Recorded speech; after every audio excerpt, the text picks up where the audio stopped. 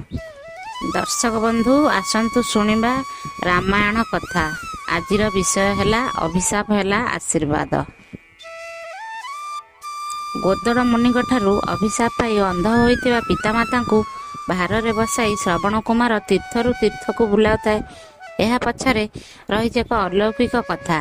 दिने गोटे मुनि को नमस्कार करथिबा समय मुनि को गोड़ को देखी घृणार स्वामी स्त्री दुई जन आखि बंद कर देइथिले। एक जानीपारी मुनि से दुई जन को अभिशाप देइथिले। से माने अभिशाप पाई अंध हो जाइथिले। मुनि को अभिशाप थिला, रे पापिष्ट, तुमे मो पाद को घृणा करी आखि बंद कल, तुमे आज ठारू अंध हो जाओ।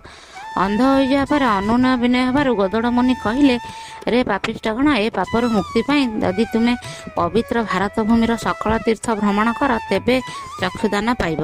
एकथा शुणी श्रवण कुमार मनर एक नूतन चिंता आसिला। पितामाता को शापमुक्त आशारे श्रवण कुमार सेमानकु भार बसाई नाना तीर्थ बुलाइबा लगिला। एमिति बुलाऊ बुलाऊ दिने सरजू नदी कूल पितामाता को एक गछ मूल बसाई नदी को पानी आनिबाकु गला। नदी पानी आनिबा समय चब चब शब्द है।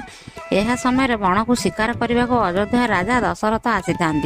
राजा शिकार करने आशारे नदी कूल छकी बसी था। चब चब शब्द शुणी से भाविले बोधे मृग मैंने पानी पीवा आसछन्ति।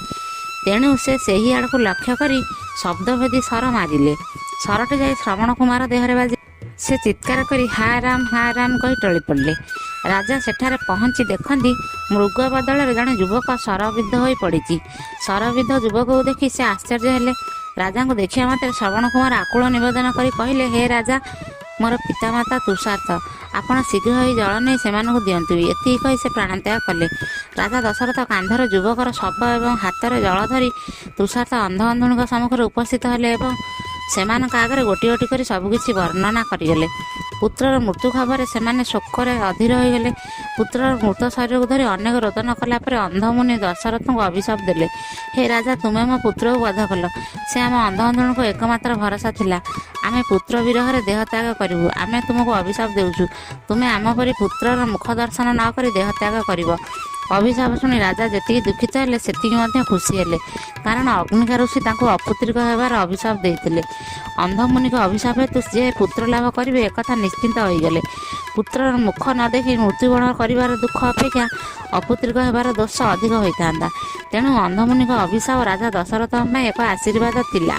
दर्शक बंधु, अध्यायटी किपरि लागिला आपण मतामत कमेंट माध्यम जणाइबे। जदि भल लगी था चैनल लाइक, सब्सक्राइब और कमेंट करने को भूलिए नहीं।